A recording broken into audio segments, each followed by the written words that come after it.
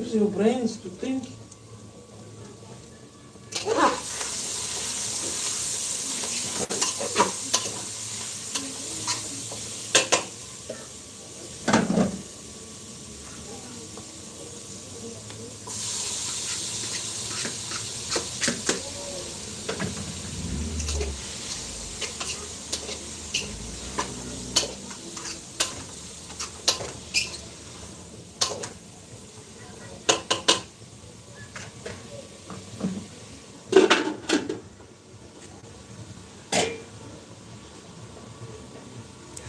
Hello guys, how are you?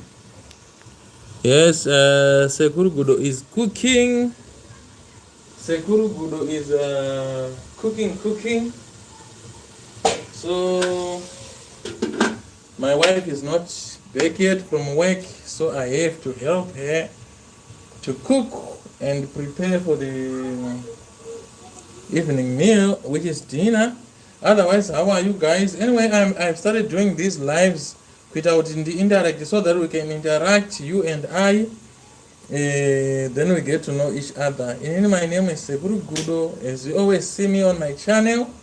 So I've seen it is very, very important for me to interact with my subscribers and all other people who support me on my channel. So, how was your day, guys? How was your day? So mpoto mangu mundu kubika maveji. Yeah. Do fry my vegetables.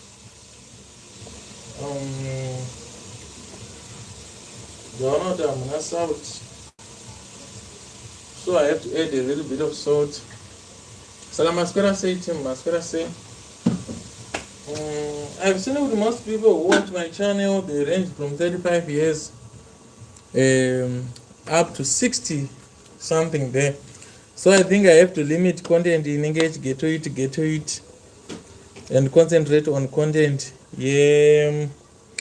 Well, what's going on? I can't see the comment section here. Community moderation, what is this?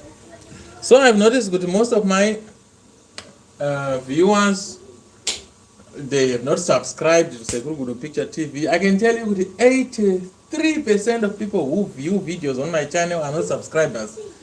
Right now I have 19,000 subscribers and only 1.5% is the only number that views my channel. This is so funny. I wonder why people subscribe then they disappear, or is it because ndikupema subscribers? But I think if we engage more, we get to know each other, then and how I can also improve my channel. Okay, Afro Niger, thank you so much, Afro Niger, for tuning in. How are you, my brother? Thank you so much for tuning in. Ndikumbobika mwana mai madam azozeta kuti vaswera kubasa enda swera pamba then uya futi padheni pasina kubika. Ndakanzwa kuti vanhu vari ku UK vari kutorambana nevakadzi nenyaya yekusabika iyoyi. I wonder kuti chii chinonetsa pakusabika. Kubika kuri very very easy. Zvinhu zvacho zvitomboripo zvazvo. So right now I am in Cape Town, South Africa. That's where I stay. So I'm self-employed, as you know. Most of the time I will be on my YouTube channel. So I have to take this opportunity and help my wife, because my wife is the one who works somewhere not from home. And I have a lot of stuff going on, guys. I have a lot of stuff going on. So I manage about 3 kids.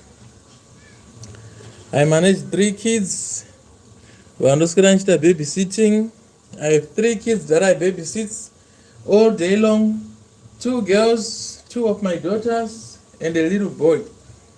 Let me show you my little boy. My little boy is sleeping right now.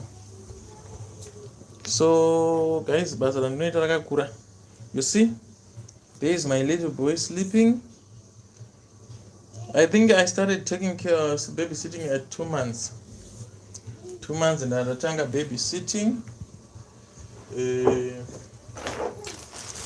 Let me just clean up my workplace. So when I'm going 2 months and andatanga babysitting, and this is where I will be working from. This is my workplace, guys. This is my studio. This is where I make all the videos that you see from. You see, that is my workplace. I don't mind this because I want to block the light. If I turn on, as you can see, and do the torch, because there's a light which comes from there. So I can do the block on torch. Then this is the other light that I use. You see, there's a big light there. So some of you maybe they don't know that I'm an artist, I'm a producer, I produce music as well, but so the music is what I was putting bad. This is why I try to venture into other stuff. But music is something that is on my heart. So let me turn on my computer because my guitar boarding. So that is the computer that I use. That is a gaming PC because I'm also into music videos. I shoot music videos and I record music. But guess what? 3 days ago, I quit producing music for other people. 3 days ago, I'm quitting producing music for Ngawanu. I now only want to produce my own music. I feel like I've done enough and I've done a lot in the music industry, and I think it's my time to rest. Now I'm approaching 40. On 10 August, it was my birthday. I was turning 37, 38, something like that. So I feel like, yeah, it's time for me to hang the boots. So now I'm concentrating on other stuff. The other thing also that I've noticed is I'm growing older. I think I need to start making these videos also of people who are approaching 40 years. There's a lot of changes, guys. There are a lot of things that I'm no longer able to do. Thank you, Afro Niger. Thank you so much. There's a lot of things that I'm no longer able to do, like what I used to do when I was younger. It's a lot of things have happened. Decision making. I'm now a father. I think now I have about, how many kids do I have? 1, 2, oh, there comes my wife. There comes my wife from work. How are you?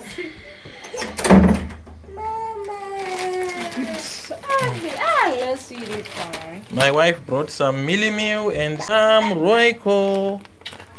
Because Sazaranguranga to it, say, Ranga so kwata kudhara, but Ranga singakwanise kuti rimoneke because I didn't have mealie meal. Saka apa ndakuisa mealie meal, I hope kuti harina kuneta sadzaro because rabva kudhara richikwata.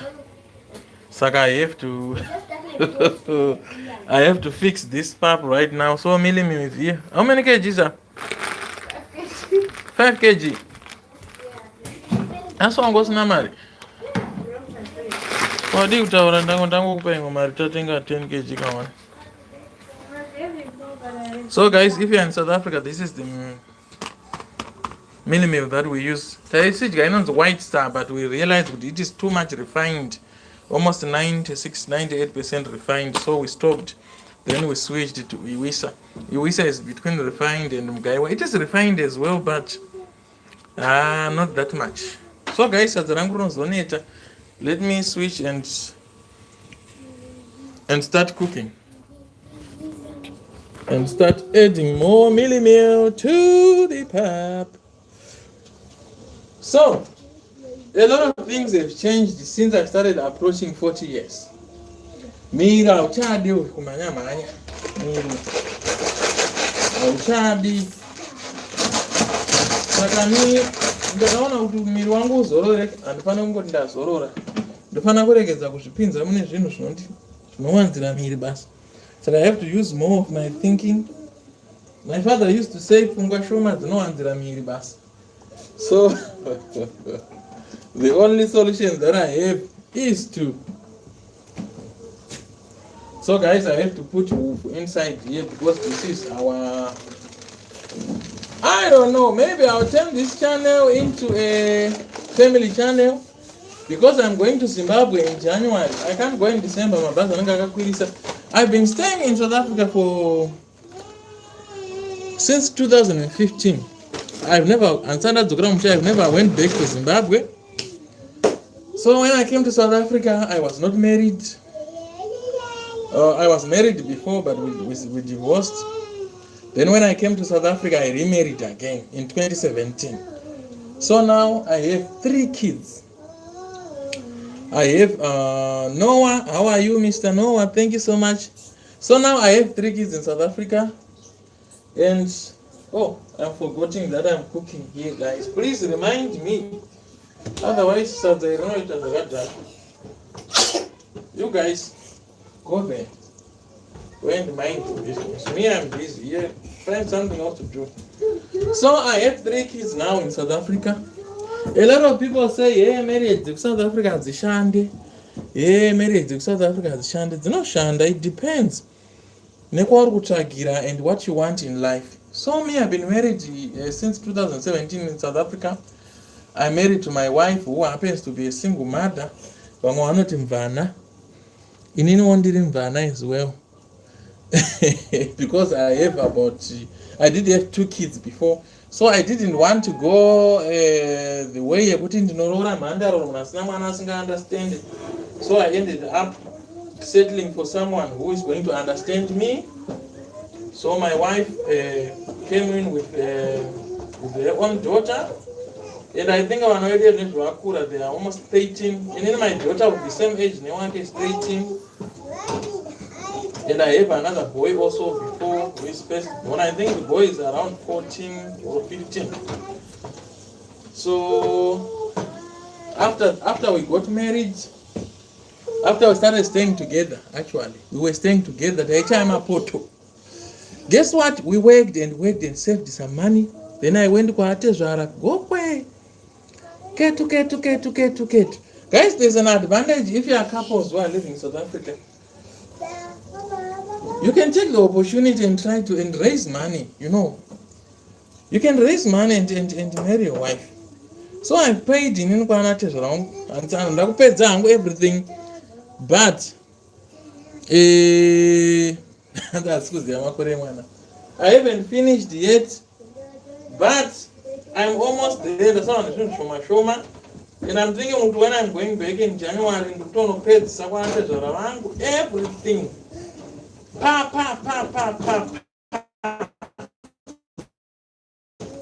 No pets. It is because of South Africa. I did not build a house in Zimbabwe. I did not build a house. But I'm grateful for what I have here in South Africa. I have family. I came here without kids. I'm going back to Zimbabwe with kids. I came here without a wife. I managed even to pay lobola for my wife. So I'm really, really grateful with that. When I came to South Africa, I was 0. I was broke in Zimbabwe. And now I can actually say I'm proud to be where I am. I worked with my wife. My wife has been helping me big time. Is my wife for standing with me. My mistakes over each along the way, but she still stick with me, and we are still together. And I have 2 beautiful daughters and a baby boy which came 5 months ago.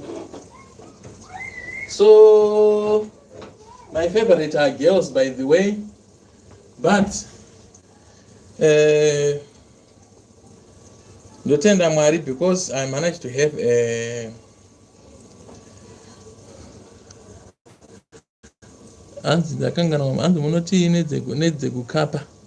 think I must start a podcast where I invite couples who got married in Cape Town. And because in my side it's been good. Yes, every time life is not a battle process, as they say.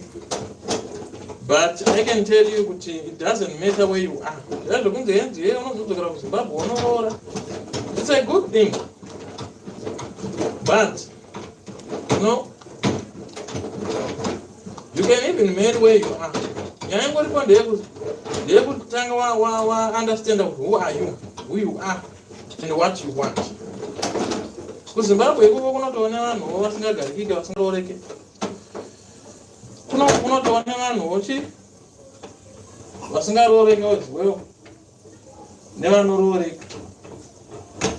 guys, the problem is that Jesus, you see, guys, is to be under you know, nature. It's very, very difficult.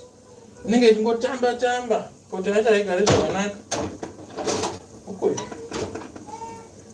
so I'm not gonna money capable. But I'm sure I'm money. So in South Africa, the advantage Akawanda. Guys, if you have subscribed to my channel, you can request for me to do a certain video. You can throw in some questions of what you understand, you want to understand or want to know. If you haven't subscribed, this is the time to subscribe. So I'm done with my cooking here. Okay. They are only vegetables. Let me show you what I did cook. You see, there are only vegetables there in the pot.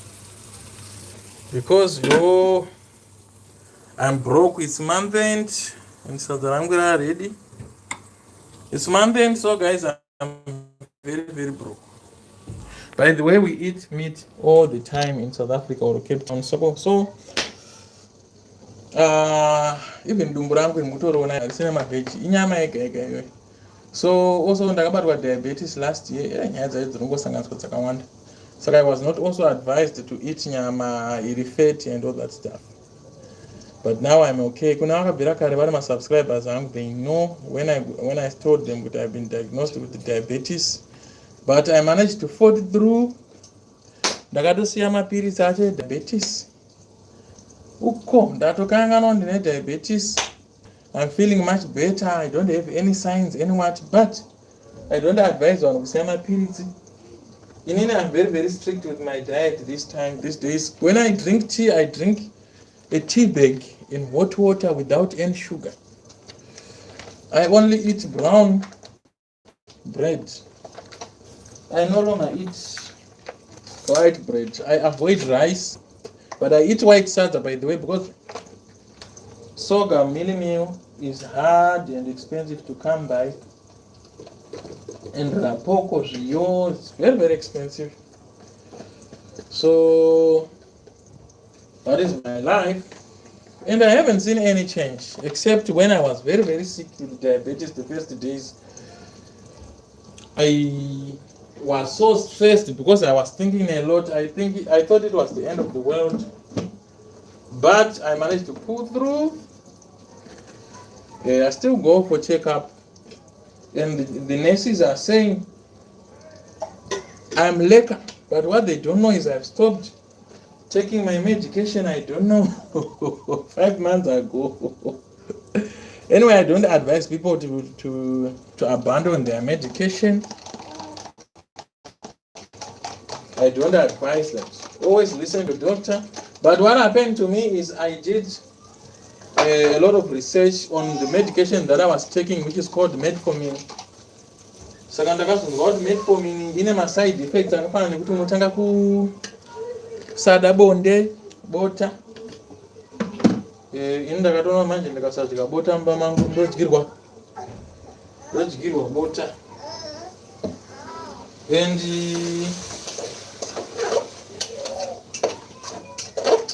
pana zvimwe zvakawanda zvinoitika zvinokonzereswa nethat metformin iyoyo. Guys, ndakuisa soup, sorry. Ndaita inonzi fried, ndanazoita stewed maveg. ndaisa soup because I have kids who need soup. So I stopped taking the medication, but I'm feeling even much better. Ndakambomira I stopped drinking. I remember I stopped drinking a long time ago, but now I drink here and there, and I'm pulling through. By the way, I even stopped. My YouTube channel. I wasn't doing any stuff on my YouTube channel because I was so stressed. Guys, I started gambling. Do you know that thing called Aviator? My 24,000 was gone with that Aviator thing because of diabetes. I was so stressed. It was my first time to know about that disease of diabetes. And I was told that it will never go away. It's for life. Then I said, why am I no longer living? Then we had some money which I had saved with my wife, and I started to take that money and started gambling. To make myself, I don't know the dopamine thing, how they explain it, to make myself happy. I don't know, to feel good. I don't know. Just to be anticipating or thinking that I'm going to win. That feeling of excitement. I wanted to have that feeling of excitement. So I started gambling money, and I gambled 24,000 rands, the money which we were saving to go to Zimbabwe with. It all vanished in a matter of a day, if I'm not mistaken. Then I went into depression. Fast forward, my wife found out that I was gambling all the money, and Prosper Munyeiwa, chiri demonic chiya. Thanks to Prosper, chini chochocho achina kumira zvakanaka. I wish I could. I don't know ndokwira pamusoro pegomo here kuti ndiudze vanhu kuti don't touch chinhu chinonzi chindege. Actually ndambogambla in 2020 ndikadyiwa kuti 10,000 in a space of less than 30 minutes, and I quit from 2020. But last year 2024 pandakabatwa ndine sugar, I became so stressed. Then I thought that gambling was going to make me feel excited. Then I went back again into gambling. Then ndakadyiwa futi 24,000. My wife akazozvibata kuti mari yashota panapa, zvinhu zviya hazvichatauriki, bla bla bla bla. And zvakambomubata for a long time, akazondiregererawo. Then we moved on. Then we started building again. But zvasiyana ndekunge dai takanga tisine mari iyoyo yatingadaita pane imwe stage isiri yatiri. So now I'm preparing to go back to Zimbabwe. Zvandangoshingira ndizvongotiwo ndisalose what I have. I stopped gambling, by the way. I'm no longer gambling. So ndikadaenda kaenda mana August kumusha. But I realized kuti handina kugadzirisa chimwe chinhu chiri very very important. So ndana kudzima gasi rangu. By the way, ndobika negasi tengiro negasi stove. I have stove iyo yemagetsi yandakaisa pasiyo iri slow. So I'm not using that stove. And this is my house where I stay in South Africa. This is the dining room. Rakareba kuenda uko, I think around 9 meters. Kuenda uko. Like what I said, uko ndokune studio yangu uko. Kwandoita zvama videos yangu, video production yangu, content creation and stuff. Ne music production. Pandandoita zvokuproduce music. Ndinotora futi photos. I'm a photographer, by the way. If you're in Cape Town, hit me up. Ku background kunoku. Ndinobvisa everything, all this stuff when I want to take photos and all this stuff. This is a green screen. Ndoshandisa kana chida kuita zvinenge zvemu-TV zviya zvinobuda zviya. So you can see there's a white backdrop here. So I stretch the white backdrop all the way ronosvika. So I can take my studio photos as well. I am a panels and ndakangwesa kudesigner because I was designing a YouTube stuff for myself. I also, like what I said, in night I do professional photography. As you can see, my lights are this eye. Anonzi kuna vanoziva photograph. This is an AD 300 Pro. These lights are very expensive. I think this is a 10,000 light. Ikaka kadika kastorna stand just this light. Very expensive. This is my microphone and Rushan for music. AKG 420p. This is my sound card. Ndo panopinda my microphone. Inopinda 1, 2, 3, 4 microphones because I wanted to do a podcast. That is the other thing. These are my studio monitors. I'm on my Mangi Banana. Ndakamawanikidza pamarketplace. This is my laptop. Ndakazotenga ndaona kuti magetsi ari kundibhayiza. This is my video mic because I do most of the time I into video, so I want to go out and do my interviews and all that stuff, content creation. These are my headphones. This is my PC. This is the light that I use. My video lights and all that stuff. Wine yangu ndakapiwa na mzukuru wangu pa birthday. This one is my wine. Stellenbosch Nuko. This is my other monitors. So I relation with the start a podcast. I think ndakafunga start a podcast guy. Ana ola asata mutanga kustata. Wasata mutanga kuda kuita zvema podcast. But semunhu anenge achizviitira ega, uda kutenga camera, uda kutenga that thing. It took me a long while zvekuti patinozozviita tine vanhu vanenge vati tikutedzera but tinenge takazvitanga kudaro. So I have this camera here. Recently ndakatenga another camera. I have another camera also which is in this bag. There's another camera here in this bag. Andimukuiona issue. Then I have another camera iri muno. Iyi ndo yandakawanikidza kumurungu. Akangondiramwira this camera that guy akanzi chada kushanda camera iyi. Then akandipa ne good bargain price. Ndopandakaona ne stand iyi as well, a professional stand. Ndakaona futi ne this video microphone here. Ndakaona futi ma wireless mic ari mukati imomo. So the deal was so sweet. It was a 5,000 a deal. Randakaona zvinhu zviri over 18,000. So this is my other light that I use for photography. Vanoziva photography. This is an AD 600BM. You can check it. Notangana 12,000 to 13,000. But I'm ndakazomodify zvangu mukati umu ndakaisa light rangu rechiboy. This is not a professional, but chinhu chiri kunze ichi is a professional. Mune light rangu randakazoisira iri flood light remaindustry. Tiri maZimbabwe guys, no modify. Because my professional lights anodiwa for video production and TV production andima afford. So that's how I come up with. Mukaona ma videos angu pandenge ndakagara ndo pandenge ndichiitira apa. Saka that jira iro rinoita kuti ndikwanise kubvisa background automatically. Then ndo anda broadcaster film. Somebody was saying Sekuru Gudo zvinotoita ngezvemu TV. Then I have this special thing which is here. Ichi. Chinicho chakandidhurira ichi ndakachitenga mu lockdown. Chinonzi Atem Mini Pro. Pandakachitenga chaita 10,500 muna 2020. Go to mama and ask me what you want to ask. Take it. Then right now chakadzika price chako 7,000. So those who want to buy it, you can get it cheaper these days. Cheaper. Ichi ndo chinonzi video mixer. Chinoita ndiconnect macameras akawanda. Saka handichapinde busy yekuzo editor.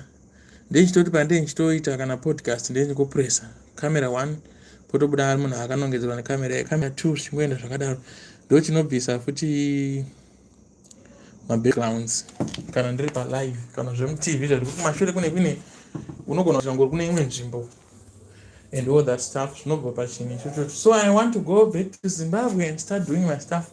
I've been trying to prepare guys, and that computer there very expensive. Yakandidhurira computer iyoyi. This is a gaming PC. As you can see, vanoziva ma gaming PC. You can see graphics card rakanzi GeForce RTX Eero. It's a 12 gigabyte graphics card, 3060 model. So yeah, I've been trying guys kuti zvinhu zviite with my wife. Dai ndasina mukadzi wandakapiwa naMwari, dai ndisina kuaccomplish zvinhu zvakawanda. I can tell you kuti mukadzi akandibatsira zvinhu zvakawanda. Mari yandakainvesta mune zvinhu zvangu ini zvekuside kwangu yakawandisa, but akatozozviona kuti it was a wise decision kunditeerera because even tikaomerwa tongotora microphone totengesa. Hatisati tafunga zvekunokumbira vamwana, tokotora chimwe chitotengesa. Saka I always buy zvinhu izvi ndichingounganidza even ndisingazvishandise, because I know kuti one day tikaomerwa hazvidone value. Ndo zvakanakira zvinhu izvi, zvasiyana nembudzi yekuti unogona kutyoka kumba kana kuti yodii. So that has been my life here in South Africa. Ndakwanisa kuwanawo maskills ekubroadcasta, video production. Ndakashuta mavideos vanhu vakawanda, ana madedido ndakavashuta mavideos, vana Hulengende. By the way, I have a podcast yandakaita naHulengende yandokufanira kureleasa. I haven't released that podcast. Irimo mushini mangu, the Hulengende podcast. Let me show you. Vamwe vanhu vanokunofunga ndokwenyepa. Let me show you podcast yandakaita naHulengende. Ndakaitira imomo paakauya kuCape Town. So inini ndinozombowandirwa nezvinhu, then ndobva ndatanga, hey, zvacho zvinondiwandira guys, I don't want to lie. Let me see. So I have a lot of projects dzevanhu dzandakaita dzemavideos dzakawanda. Vanonzi ana KSG who are in Cape Town, some of the best Cape Town artists. Shoot, man. Let me connect my hard drive here. So when I go back to Zimbabwe, I think the other thing chikuita kuti ndide kuenda kuZimbabwe ndechikuti I realized kuti skill rangu rinosavha vanhu vari kuZimbabwe than in South Africa, because I'm into media more. Plus munombozviona kuti even paYouTube channel pana ndomboomerwa. Saka I realized ne-equipment yandanayo ne-knowledge yandanayo ndikaenda kuZimbabwe, I can make use of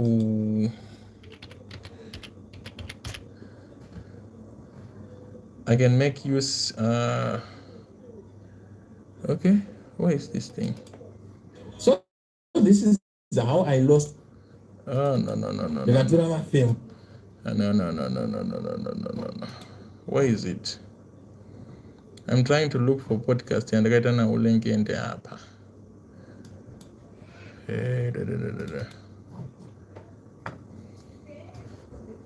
Where is the Hulengende podcast?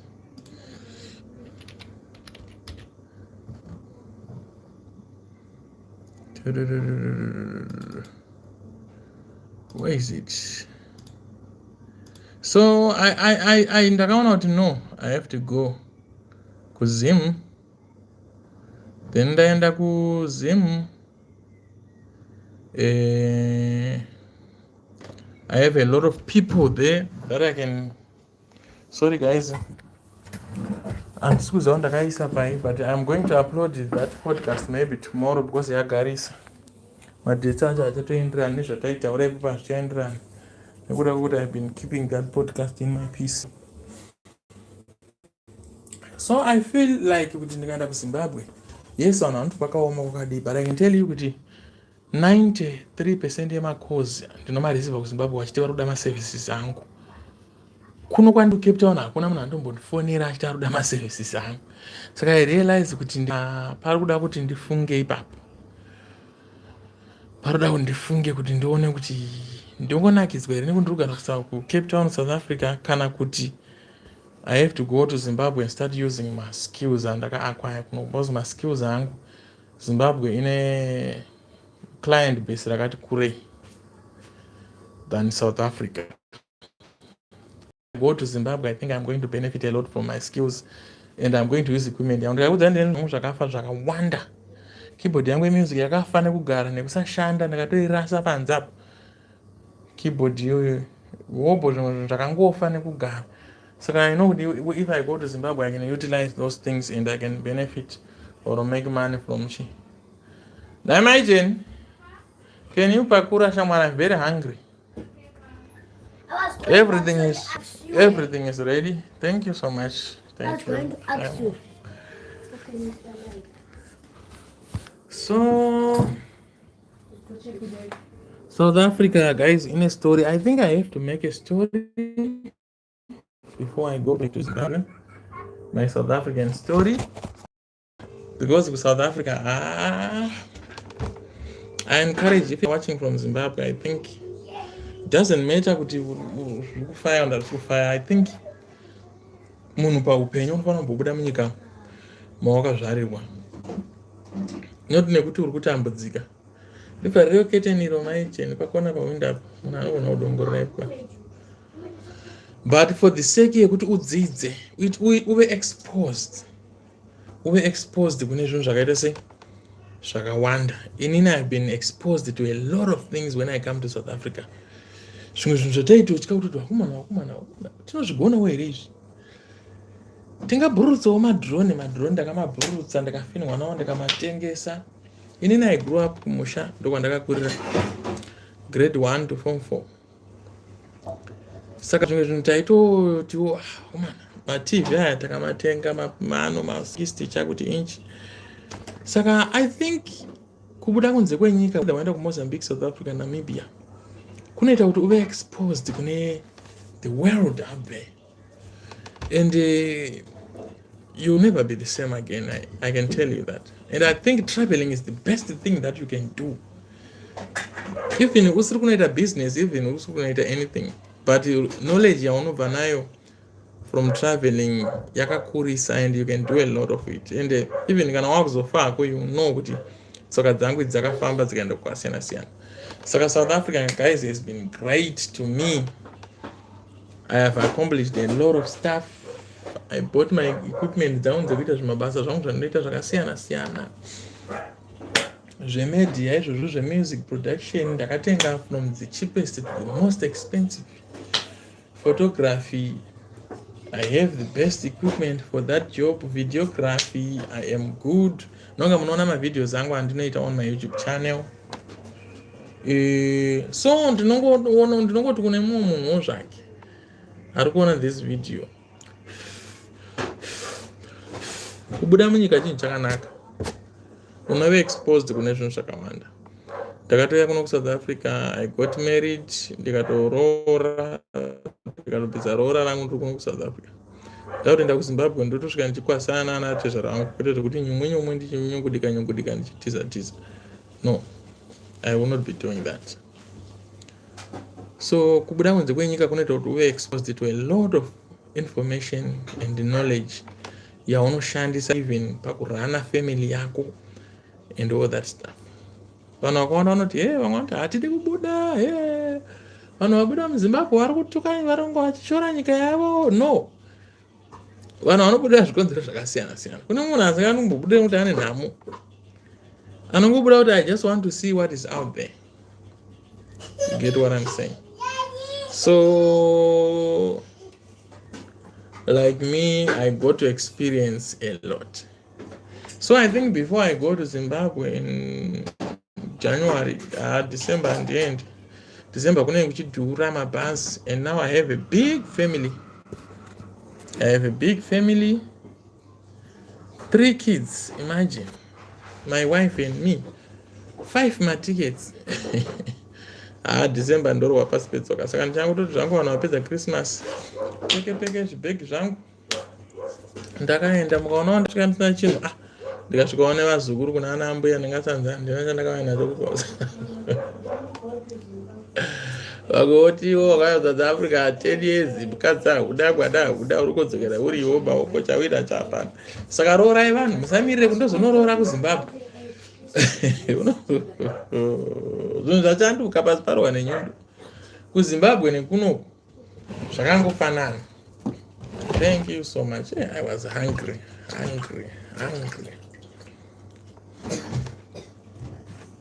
So guys, ndangomborwa jenai. Ndipomborei kumwa guys. Are you from Gopi? Cape Town kunotodyiwa sadza nemavheji akuma. Ndikutoriwa nemavheji apana kana nyama. So kana ukabuda kunze kwenyika iwe munhu ari focused.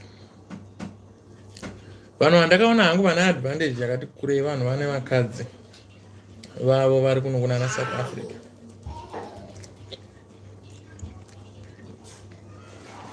Kana une mukadzi wako, pay yemukadzi inoenda towards mahouseholds, or munongotswapanisa depending nekuti ndekupa anowana yakati wandei.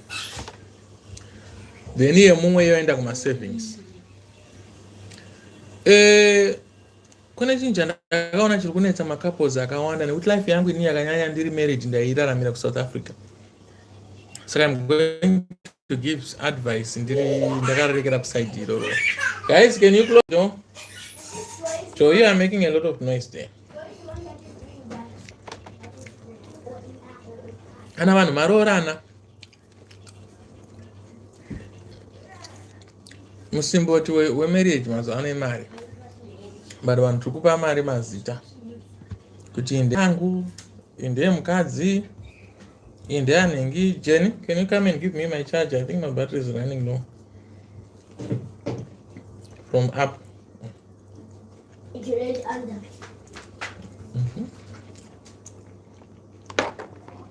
Saka vanhu tiri kupa vanhu mari mazita. Pano kaya kunokunda kwaya ndine dzimwe shamwari dziri married, but I can tell you kuti vanhu ivava vakatorambana nevakadzi vavo nenyaya yekupa mari mazita. Vanhu kana muri married mukawina panyaya yemari, kuti mari yedu haina zita, mari yedu inoiswa pamwe chete, hawana shoma, hawana yakawanda, wanzi yangosangana haichaoneki kuti yanhingi ndeipi. Aunza shoma ndeipi, ndiani aunza yakawanda ndiani. Then kana mari yenyu yadaro manje mochibatsirana kuronga. Handiti kazhinji panozouya kuti maconflict ekuti mumwe ndiye anoita kunge akushandisa mari, but ini zvandinoita ndezvekudai. Kana ndine chinhu chandoda kutenga uri kushandisa mari, ndoya neproposal yangu. Mukadzi wangu, mai mwana, ndofunga kutora mari yakati, ndoda kutenga chakati. Chakati ichi chama advantages akati neakati neakati neakati. Ndomuonesa. Kana paine vamwe pakadhakwa anobva atondoonesa kuti maona yenyaya pamukanya pakati nepakati nepakati. Ndotozoona kuti chinhu ichi hachite. Asi kana ndinawo ndawinawo padhiri racho, ndawinawo chinchatotochitenga. Chandotenga ini nemari hachisi changu, ndechangu nemukadzi wangu. Anti mukuona chero makamera esa, mwana akatorwara hapana chinombonzi kamera ndeyangu ndeyababa, nekuti akaitenga nemari ipi? Yedu titeso. Saka ndo pandakaona pane key ipapo yekumaster chigame.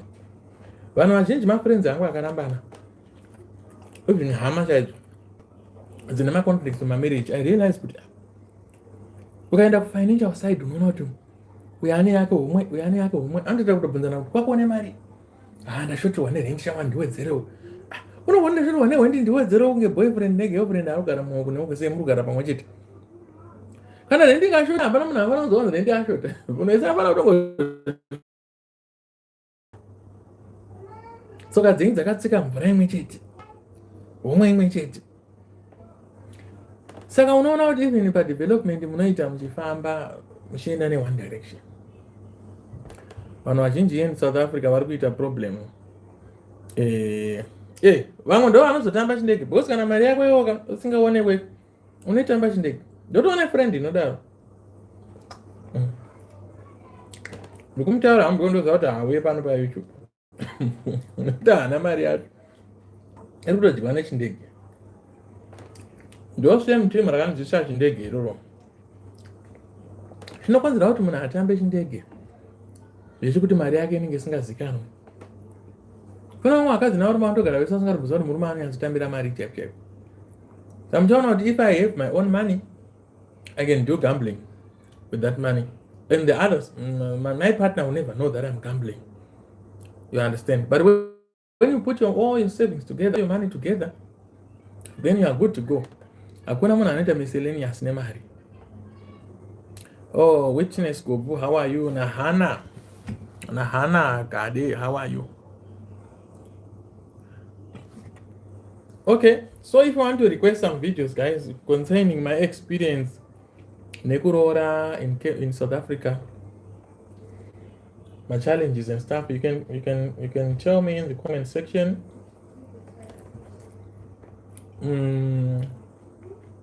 Of my YouTube videos. My comments is sendoverenga because andina ma views akawanda saka ndinokwanisa kumaverenga.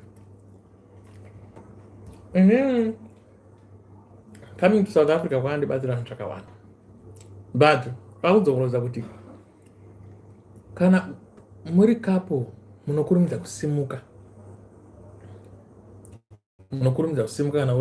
kana uri individual. Kana uri individual ndo pane mari yako yendi, ndo pane chikafu, kana uchinwa doro uchipinda mbanje west, ndo pakatarisirwa kuna vanhu vari kumusha. Saka it's going to be difficult. Saka ina I think kuroora kwandakaita uri kutora kwandakaita mukadzi muCape Town zvakandibatsira. Tiye mukadzi wo taiti noenda yangu enda kuenda zvo. Pese yatakafamba naye yakatosiyana nemunhu anenge achigara ega ari mukadzi kana kuti ari murume. It's going to be difficult. And I think also it applies the same kuna vanhu vari kunana Australia nana UK nana Ireland. Kana mukange muri couple zvinoita. Because munhu amukanzwa kuti kunana UK kunodhura marent house. Same munhu kuno South Africa marent house anorova pasi petsoka. Imba yandogara ino indobhadhara is a 2 bedroomed dining co-house. Ndinobhadhara 3,000. Asi vamwe vandobhadhara 3.5 musame geto iroro ndogara. But ndobhadhara 3,000. Magetsi angu anosvika ku 500 to 600. Saka tongoti 3.5 magetsi. Neimba mvura hatibhadhari. Yakarowa zvechitsotsi munongoziva nemunhu. Then ndobhadhara wifi. Ndine wifi yandinoshandisa zvinhu zvangu zvecontent creation. Ndoibhadhara 600. Yandiripa 3.5 kana murenti nemagetsi plus 600 wifi. Ndapinda 4 gida. Then ndine kamotikari kangu kasikoro kandomboita zveindrive kana zvakaoma. Kugaraji kwakanopaka mune imwe yadhuko ndobhadhara 300 pamwedzi. Saka I'm paying something like 4,300. Saka ndiri kuti ndauda kuenda kuZimbabwe, that money is a lot of money. Ndikazotarisa ndinotosarwa nayo yacho ndozvinoti kuZimbabwe ndesingabhadhiri rent. I think now ndamera makushe ndakwanisa kuita sei kubhururuka. So this is the right time to go to Zimbabwe. Otherwise, anoita mawani. So I'm spending almost 200 and something, 230 US dollars per month on the rent house. Saka muchaona kuti vanhu vari kunana UK kana iri couple vanozva kuti marent house nemabills ikoko they are very expensive. Manlo, I don't know. So those who are in the who are in the diaspora in the UK, if you are a couple, it's better because the salary mumwe you can save, salary mumwe can go towards paying my bills. Then you can quickly accomplish something in a space of 5 years, 6 years. Munenge my well off. So 3 years yet. Can't do any difference. That is the same thing. So in the local kana uri in South Africa. Without time about bachu right. Regerai wakuma. Mukadzi wako kumusha. Ari akazvibata. Because my marriage ari kudonha kuno. Edza mukadzi wako. Owana chimwe chako anomhanya achienda akadai. Iwe chimhanya uchienda wakadai. Pamunodzoka mese mukazvipa period kuti kusvipa 3 years. Munotovakisa chiboys chenyu kuZimbabwe. Uri munokwanisa kureza mari yenyu yebhinda kurenyu. Kana uri one. Rent. Magetsi. Uri bachira ka uri murume. Rent, magetsi, beer, vodka, mbanje. Iwe ucharamboendawo kumakaradi uko. Unongoziva kuti hatirarame pasina bota. Uchanotenga bota hamene kana uchanotenga rekumusha here kana unotenga kupi makaradi kana iwo kumachosa hamene uchanotenge kamwe kamari kadonha ikako. Data vanhu vanoda WhatsApp neTikTok kamari kaenda ikako kutozoti wasevha kayo makwikwi. But ukanga waona munhu anorooreka kana uri kuno kuSouth Africa, advise kuti uroore kana uri munhurume. Kana uri munhukadzi ukanga waona munhu anokwanisa kuroorawo, anoratidza kuti amurume wekuti anokwanisa kugarisikawo naye, ane zvaari kufungawo zvefuture, this is the opportunity kana muri kuno kuSouth Africa. Pasina zvekukwidzana mabhazi zvekuti mototanga kutoti 1 maakusevha kana muchisevha mari yekuendesa kwaatezvara first motanga masevha iyoyo kana muchidii moita zvamunoita but zviri better if you are two than kana uri chi uri one. Uri one unokoti ukaenda kumusha nekudzoka ndosaka mutsona vanhu vanoita 15-20 years munhu angu uri kuno munhu ari one hauite development unless uri contractor ura mheno basa raunenge uchiita. So that is my advice. Mabasa anoitwa kuno ndakazorealize also kuti ndiani ubani kufunani. Okay, ndiyeza. Sorry guys, I just want to attend someone. Imagine, can you talk to me cheaper?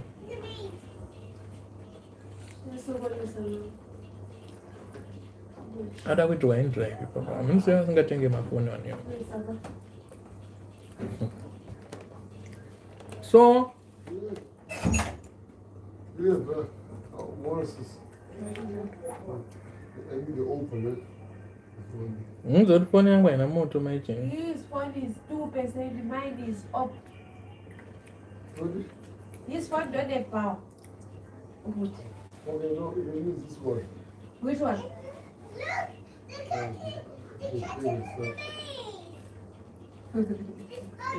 need to go home now. You need to go home, but you are already, but if you rest, you go tomorrow. So what I was saying is, zvobatsira kana muri couple munokurumidza kusimuka quickly.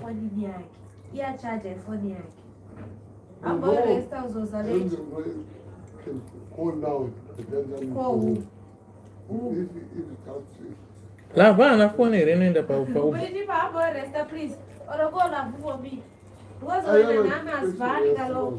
Udrangas van am ngos ewo mota ko no badi filifiwo te mota ko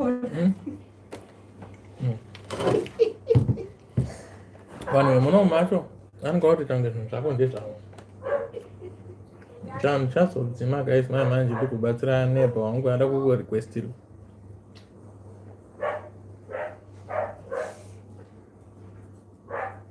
Sadza rapera guys. Yes. That's it muri utwangwa. Have this finished? Okay, it's enough zvandaita izvo. So guys, ndoda kuti tibuild a community yekutopota kuti tisangana pano palive tichimbokurukura nekuonesana nekudii. Especially kuna vanoona mavideos angu kana mine maquestions ndoinenge time yekundibvunza madirect questions kwete kungondibhomba muchindituka ndinozombonzwawo hashaka but ndozoona kuti ndo varungu vangwa. Rega ndiridzore. This is the time to ask me questions when I'm live like this. So I think I'm gonna make it a habit. Every day late like this, I open up a YouTube live. I'm not a face. Please put in the fridge. That's no coconut. I'm a YouTube person. TikTok ndinomboita kuti TikTok ndinopisa TikTok mukasei Sekuru Gudo munoona zvandini. But YouTube is my favorite because ndoifarira kuti ine vanhu vanodzinokakata than Facebook ne TikTok. This is why I like to be on YouTube most of the time. Plus people who are on YouTube, they are very, very intelligent, they are very, very smart, they are level-headed, they know what they want in life. YouTube is not a platform yekushorana, but it's a platform of learning. Kunevana explain out, that's how they explain YouTube. They say it is a platform where you learn and grow. So this is why I like to be on YouTube. So guys, Joey, don't make noise please, okay? So guys, how many minutes have I done now? 54 minutes. So guys, I think Tambo Tandara Zvekuda so much. I think I have to make it habit. I don't know, do it every evening here, do it maxin nemanheru here, do it during the day here, I don't know. Because sometimes maybe ndinge news dzekuposta. The news dzinoposta nangu my platform saka uzongoripita the same thing, doesn't make sense. But now I want to engage much more on the audience. Nevarungu vangu because ndimi munoita kuti zvityise. 19,000 subscribers, there are a lot of people, and I've seen kuti vanhu vari kuona mavideos angu, most of them they are newcomers. I don't have returning subscribers who are coming back to watch the content. So I think the only way I can engage with my subscribers is doing my live. Then I also post. If you have programs, guys, that you want me to introduce on Sekuru Gudo Pikicha TV, let me know. I will introduce those programs. I wanted to do a podcast, but it's taking time. I have everything right now. Equipment is there, but the problem is I don't have people who are willing to come and guest my podcast. I don't know, but panazana tenga tonight, Sekuru Gudo tenga itinauya. So it's a bit tricky. Plus wanaona kuti mapodcast hii podcast kana waunza celebrity, but manje nine ndiri allergic to my celebrity. I enjoy kuita natural conversations ne ordinary people who are facing day-to-day challenges of life, and kuti discuss nevanhu vanenge vachi daro. Okay, Fluffy, what eyes, where do I need to improve? You can tell me now, my brother. Ndepapa muri kuona pari kushota pamunoti I saw a video rakadai riri kushota pakati or chichi. I hope you are one of my subscribers. I hope you've been watching my videos. Izvi zvazvina kutonaka izvi, Fluffy, not what eyes. Check my YouTube videos, you'll see zvidobi zvandinoita ikoko. Then kana paine zvimwe zvaunenge waona ikoko wakasununguka zvakare, I'm an open book. Ndinotoda kutoudzwa kunzi gadzirisa pakati.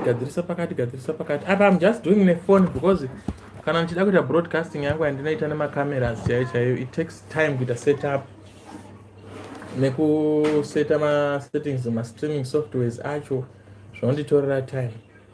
Saka ndangoti let me grab my phone ndibatane nevanhu. Check my videos, Fluffy, what eyes that I do, that I post, and see what I do there. Then you can tell me where else I need to improve. The only thing that I'm worried about is my type of content. I need to improve on my content. I need to come up with original content, which means I need to engage with the masses and then bring you authentic original content, that can contribute something to the society. All right, 58. I think there's about 1 hour, then I'll close our live. Number dzangu dzinowanika mukatesa mavideos angu ese anenge aine ka task bar, so kana ka lower third kanenge kaine number dzangu. You can contact me on WhatsApp, or you can make my calls. If you have some requests, you can request me anything there. Kana paine pamuda kundigadzirisa munogona kundigadzirisa mucomment section imomo memavideos angu munotaura kuti ndoverenga. Tichidzidza tichitoonesana. Kana uchida kundicontacta privately, you can contact me privately, but I think I need to start something chiri mature because of my demographics angu audience, audience statistics angu ari kundiratidza age group yevanhu vari kuona mavideos angu mostly from 35 going up.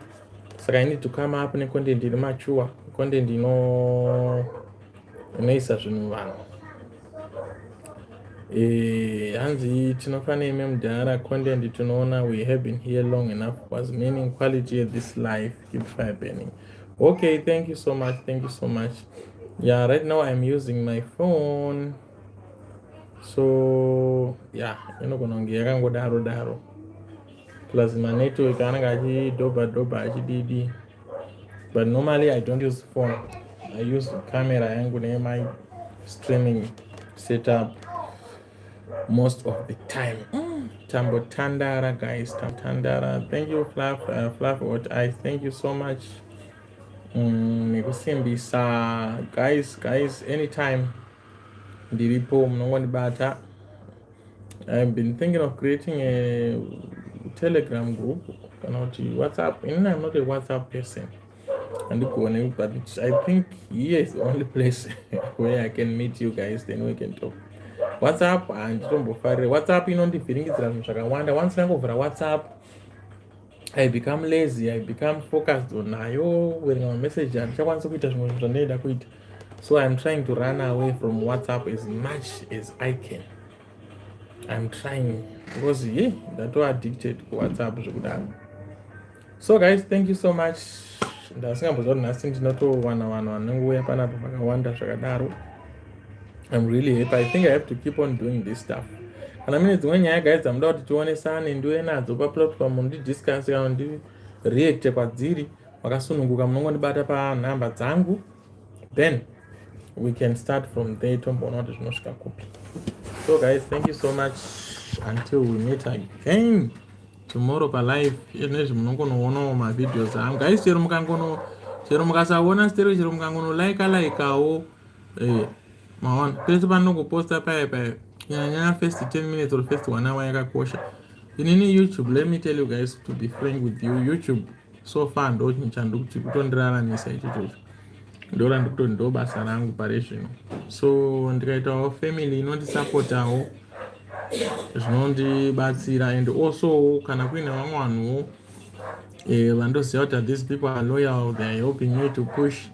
Kana muine tumabusiness twenyu twamunenge muchiitawo, ndinokwanisa kuadvertisawo pamavideos angu pamwe unoonawo customer 1. Hatina hedu mazita ose vamwe vaya hatisi batazounza masales akadaro, but I think zvinobatsirawo. Saka I wish to have to build a family on my channel yekuti munhu wese anoita walk away in something. So guys, yeah, it's been nice. Thank you so much. I'll come back again tomorrow. I think I have to do ndichayanzoona ndoita malive aya nguva makuseni nemanheru makuseni masikati nemanheru kandoita manheru chete. So I think then ndichange ndichiisa mapost as well kumapost kweyoutube yangu ndichaannounsa kuti ndinenge ndichiita maprograms sei, because right now I'm babysitting, so I'm not doing zvandomboita zveuber neindrive nebolt. I have a 5-month-old boy. My wife works somewhere, so I'm at home with my little boy, with my 2 girls, teaching them school stuff, cooking for them, cleaning them up. Yeah, I think I need to make a video also, because now ndaita vana 3 vandareisa from the age of 3 months up to now. Mumwe wacho atone 7 years, mumwe wacho atone almost 5 years, 4 years, I don't know, 5-4. Mumwe wacho ye ndiye atone 5 months. Mapamba ndichibhisa, ndichibika, ndichiita everything, ndichienda futi kubasa futi at the same time. So I think that will be a topic for another day, and I think a lot of people are going to learn from there, maybe from my experience per se. So guys, thank you so much for watching. Muve nezuva rakanaka, murare munyasha, Mwari akuitirei zvakanaka. Pese pamunobvisa malikes ipapo Mwari ngaadzosere. Thank you so much.